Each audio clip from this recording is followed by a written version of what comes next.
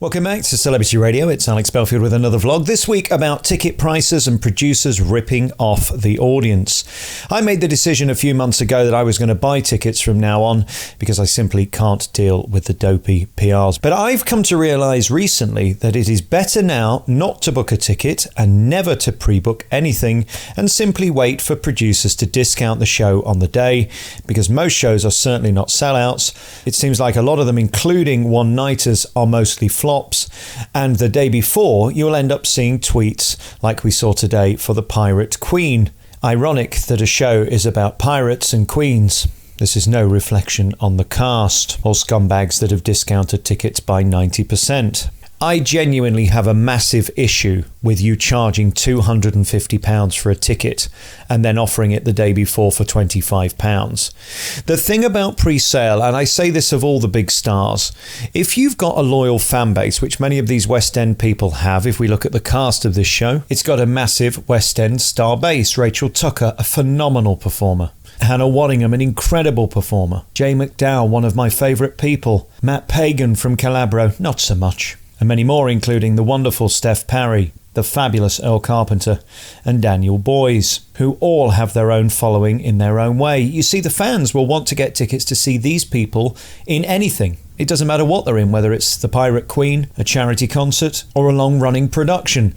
So they'll pay £250, £100, £90, and then the day before I get to sit next to them for 90% less.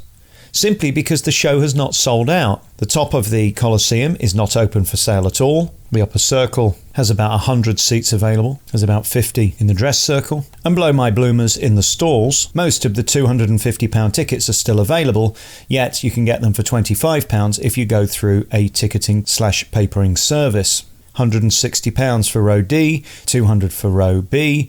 You can sit almost anywhere in the first 4 rows. This is scandalous. I also know that this week most of my colleagues in show business have been offered free tickets for this Bauble and Schoenberg classic, The Pirate Queen. It has not been, therefore, a success. For a one-nighter with this amount of megastars of the West End, it should be a sellout immediately. So what do? Instead of making the ticket prices reasonable and affordable for all so that we could all go, by the way, the cheapest seat in the stalls is still £70, yet you can sit in the £250 for £25. This is fucking ludicrous and massively insulting, and here's why. You're abusing the trust of your fans who book in advance and rewarding people who don't care the day before by allowing them to sit next to these people who have paid full price for 90% less. Here's the secret I'd like to tell the West End. If you use papering services and discount websites, all that will happen is people will cotton on and stop buying tickets pre-sale. This will do 2 things: make most productions cancel, and B, make you lose your ass, and you deserve to. Make tickets affordable so we can afford to go to these shows and you won't have this situation. And you know what? A flop is a flop is a flop. Don't shaft your fans the day before by giving 90% discounts and getting your dopey stars to tweet it out. It makes them look incredibly silly, especially those who choose to take me on debating the subject. I'm not wrong. It's a fact. The public trust is lost when you offer last-minute discounts. It just makes people pissed off and feel like they might as well have not bothered committing to your production. And next time, they won't bother. Now, it doesn't bother me either way with this production because I can't go, I'm busy. But I am curious about the Secret Garden, which they're raving about at the London Palladium, which frankly is another flop. It's another vanity project for the West End, starring a West End cast that is not selling. Now, I'm thinking of going to this. Ticket prices, again, are ludicrous. But what should I do? Just hold hard and wait for the discounts the day before? Or pay the ludicrous amounts that the London Palladium are charging for you to see this one-off performance? In fact, there are 2 on the same day. I'm not going to risk paying. I'm going to take my chances. There's clearly no momentum about it, or it would have been nearly sold out by now. I would say it's 80% empty. So let's see what happens with that one. Ticket pricing in the West End is the biggest scandal at the moment, and somebody has got to speak out and say something. It's a disgrace. What they are charging for a night out is unthinkable.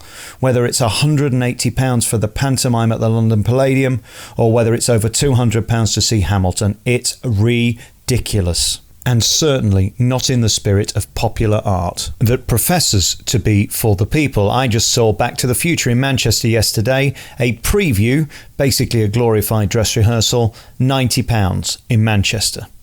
90 quid, the most expensive ticket for a preview. Are you having a fucking laugh?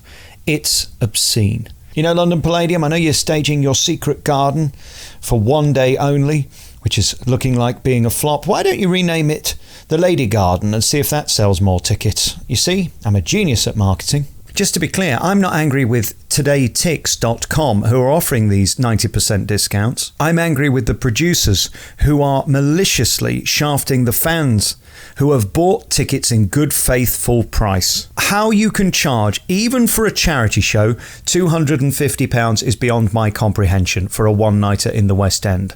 For a start, charity shows aren't charity shows. Equity don't allow them. You have to pay certain people. I wonder if the cast are being paid, for example. I know my last charity show, and it was my last because I said it would be my last, because when I work for charity, I don't charge. However, I was surrounded at my last charity gig by someone on £6,000, a star that you all know, for a 40-minute bit. This is charity in 2020, so don't sit there being all sanctimonious. Maybe these people are working for free, I don't know. But I can assure you that the stagehands won't be, and the orchestra can't be, because that's equity rules. So don't fall for the charity nonsense. I'd like to see what is given to the charity, bearing in mind that most of the most expensive seats are still available. So the highest amount of profit would have been made in those first 4 rows, of which you can sit in almost any of them currently, as we sit 24 hours before this production takes place. Listen, my anger is not particularly at the cast, even though some of them were stupid enough to argue with me online. A very silly thing, by the way. Just ignore me. If you're not 100% sure that you're on solid ground, I wouldn't take me on, because I don't get into rows unless I've got facts, and the facts are these. You were shafting audiences by charging too much, an amount they couldn't afford, with a production people don't care about. This is not a success nor a sellout. With tickets at £250, £160 and £70 in the stalls, it's ludicrous, and you've fallen on your face. So to save face, you've tried to give tickets away, I know for a fact, for free at a charity show. Yet at the same time, you're offering 90% discounts on papering websites. You should be ashamed of yourself. My advice to anybody now in the West End, to everybody buying a ticket in the West End, including myself, I buy my tickets now. I don't go on press comps. A, because I don't want to sit with the sanctimonious sycophants on press night who are simply there to enjoy cheap wine and get a free night out in return for a 5-star review. It's not of interest to me. I'm happy to pay. But here's what I'm going to do.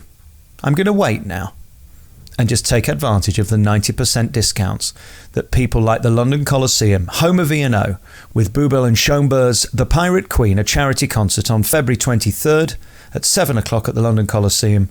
Go and see it for £25 and a £250 seat. What a fucking liberty. You've been listening to another vlog by me, Alex Belfield. Ta-da.